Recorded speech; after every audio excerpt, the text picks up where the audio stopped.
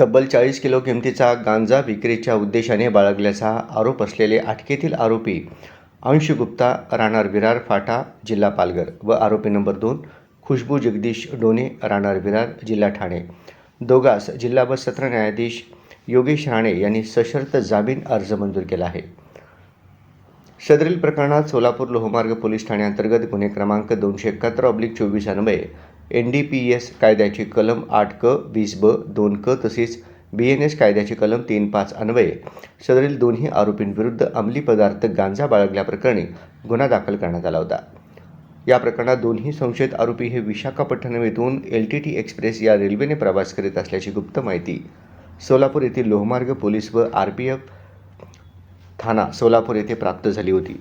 तसेच त्या संशयित आरोपींना पकडण्यासाठी गुप्त माहितीच्या आधारावर सोलापूर लोहमार्ग पोलीस व RPF थाना सोलापूर यांनी सोलापूर रेल्वे स्थानकावरील प्लॅटफॉर्म क्रमांक 5 येथे सापळा रचला होता व पोलिसांनी दोन्ही आरोपींना LTT एक्सप्रेस बोगी क्रमांक B1 मधून अटक करून त्यांच्या जवळील अंमली पदार्थ घेऊन जाणारे 5 संशयित बॅग ताब्यात घेतले होते. त्यानंतर पंचनामा केला असता सदरील बॅगेमधून एकूण जवळपास 40 किलो वजनाचा अंमली पदार्थ गांजा आढळून आला.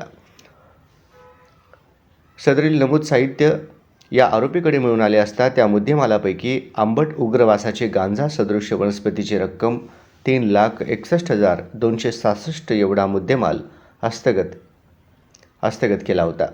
आरोपी हे गांजा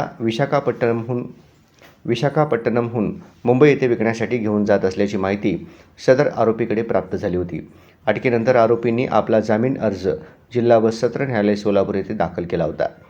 सदरील प्रकरणात आरोपीतर्फे advocate Kadir Rawati, advocate Dattatray Kapure, advocate Vaibhav Bonge, advocate Omkar Phadtare यांनी काम पाहिले.